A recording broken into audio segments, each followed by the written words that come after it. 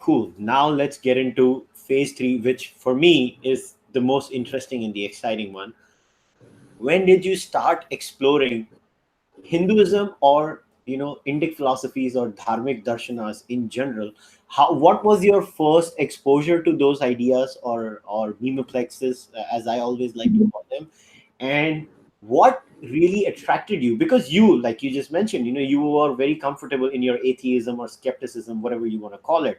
But then how did you get introduced to dharma or dharmic ideas, and what attracted you, and how did you make that gradual movement? Or was it really gradual, or it was just like, this thing makes sense, I am this particular identity now? Or was it very gradual movement into the Hindu family? So it's really interesting because I should probably start with how I viewed Hindu dharma before, right? So growing up, I went to a majority Indian school, and there was something set up called the Good Values Club, and predominantly Hindus went to it, and I was curious about it.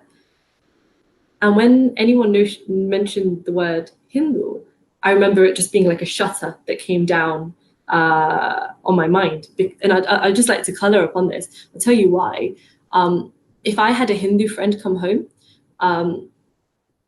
my family would not wash the dishes. I had to go into the kitchen and I had to wash every dish that they touched 3 times to make.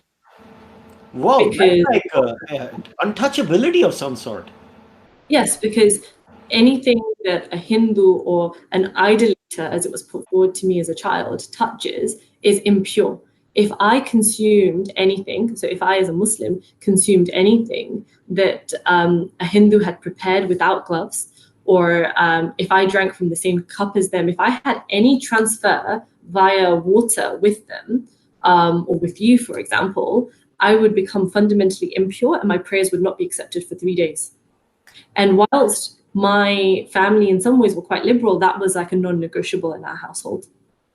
It was okay for my dad, but it was different for me, my mother, my cousins, who were very staunch on it. And that was put upon me. So, that openness to ideas actually is a really important thing, because going from Islam to atheism is hard enough. To then open your mind to something else is even harder when you are filled with these memes from a young age of impurity.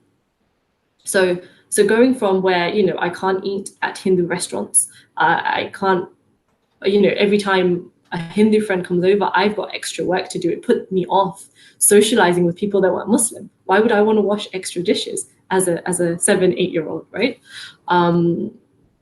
So when I came to this Good Values Club and, people mentioned the term Hindu or Hinduism, it was like a shutter coming down. I was like, you worship idols. That, I didn't even know what it meant. And when people tried to explain, no, it's not an idol, it's the idea behind it, I was just so close-minded to it. And so through school, there are certain ideas that come about. And I think the first thing that probably attracted me was where I started to explore vegetarianism, the environmental impact, who am I to take a life of an animal? Who am I? And how do I have that right?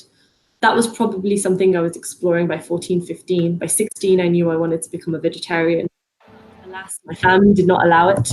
To be a Muslim, you have to eat meat once every 40 days. So that was really difficult for me. But at that point, I think I had an inkling, I'm more spiritual. I'm not really religious. But that confidence to say I'm not Muslim did not come through. And so the first bit that probably struck me was reading The Logical Problem of Evil by J.L. Mackie when I was 17, studying philosophy. And how if you take all of the qualities of God, they don't stand up with reality. You have to remove one, because if all these things about God were true, why is there evil? So something's a lie, God must be the lie. And that really, really shifted something in my brain. At the same time, not only do you look at different, I guess we would call it darshanas, but when you're studying philosophy, you look at different views of looking at the world. And there'd always be this side note of Eastern traditions. And it would literally be a side note. We are not enlightened enough to realize the truth, yada, yada, yada. There would always be that side note. And you'd always be curious, but your teachers would never know anything. And so you try and find out more and come up at a blank. That narrative was not defined then. And I think to some extent it's not defined still. But at the same age, when I'm 17 and I'm exploring this, I've really taken up, this logical problem of evil. It's given me not just, I guess, support and I guess a sense of camaraderie in the sense of there are other people that know that this idea of God is wrong exists, but it gave me a confidence that not only is it a feeling, not only is it my experience, even if I am disowned by the community, there are others that see things like me too. You know about atheism, but it's only when you've got that intellectual rigor and people beside you that can happily reject this notion of Islam that you can say, I can do it too. And so I remember going to one of my teachers outside of school, where I was actually learning philosophy, economics, and learning more about the world after school. I remember going to my teacher there, and he was the first person I said to, in a hijab, clad in a hijab at the age of 17, I've decided I'm an atheist, and I just wanted to tell you. And it was the proudest moment like ever. And he turned around to me and said, okay, that's really, really cool. But you're an atheist because of your notion of God.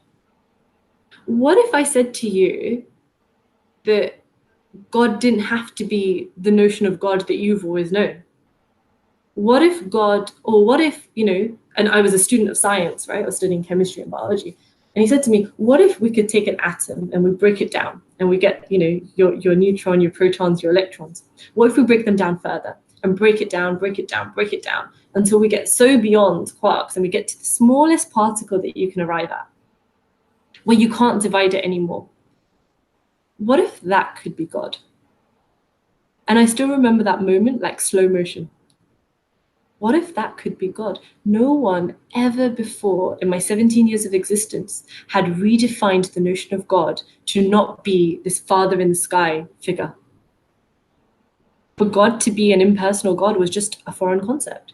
And whilst I'm still slowly reeling from shock of this revelation or this notion and this idea that's just been introduced to me, he goes on further and said, or if that doesn't really, float your boat, what if we looked at not just our universe, but all the universes, and we kept on going?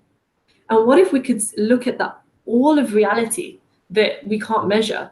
What if that could be God? What if we redefine it and relabel it? And I think that was probably the moment where I started to open up again, to not stick at this notion of I've arrived at atheism and I don't need to question anymore. I'm a skeptic and science is everything. I think that idea, that meme prodded me to keep exploring. At the same time, I was exploring, through this course and even at university, I was exploring Greek philosophy, where you learn about notions of ergon and eudaimonia. So these were also ideas that were forming in my mind that, each person, each being, each thing has a function. And when you fulfill your function, you flourish. You attain true happiness. And I guess that's what most of humanity is partly obsessed with, finding happiness, finding peace or bliss. And just after this course and just after having this idea introduced to me, I signed up to a subsequent course where we were exploring human nature through philosophy, through Greek and Hindu philosophy.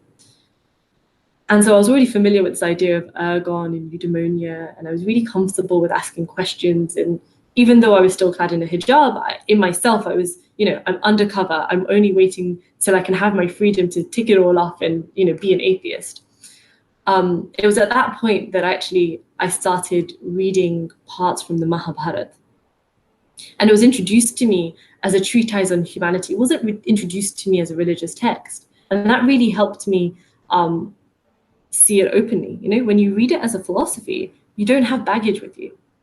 And you're introduced to characters like Karna. And you're like, oh my God, I can relate to this. This status anxiety that Karna has, every teenager can relate to it. How he acts out of anger, his pain, his feeling of dejection, and how he has to find friends. Every human being at some point or another is climbing that social ladder and can relate to grammar. And here you have a philosophy that is so human, and it's filled with so much gray. It's not black and white. It's not enter the bathroom with your left foot and leave with the right foot. It's, asking real questions. And the best thing about it is it doesn't give you answers.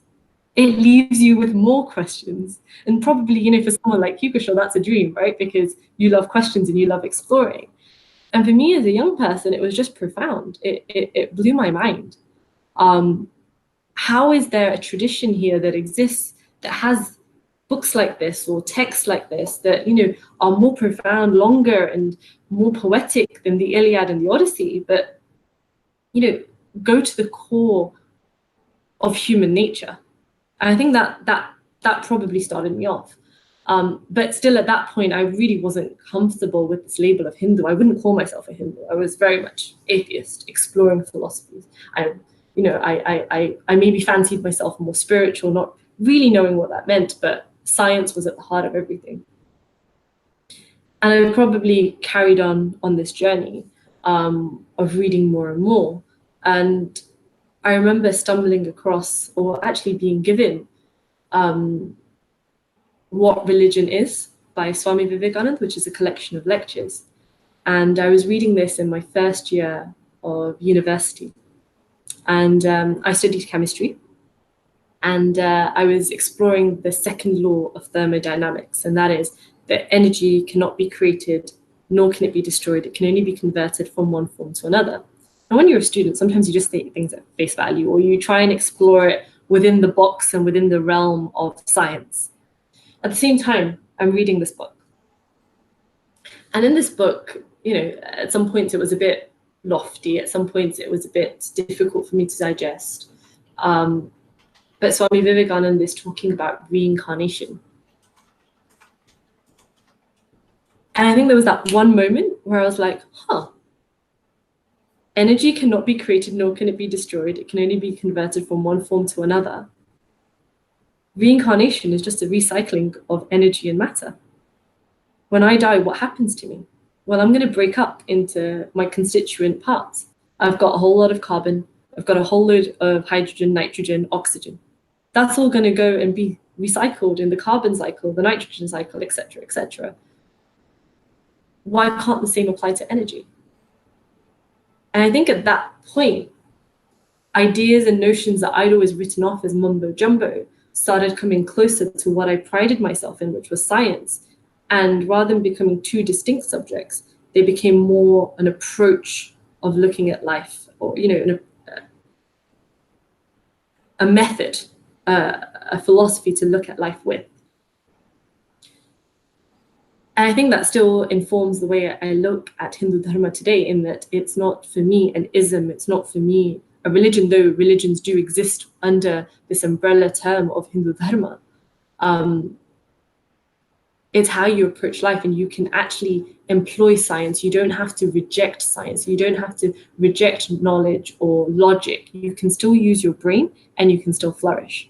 So I think roughly that's probably how I went about it, going from, being Jai Shri Krishna to Jai Shri Krishna, and being able to become comfortable in how I portrayed myself, what I said, etc., came with this exploration on the side, rather than, I guess, the cultural adoption that went on alongside it.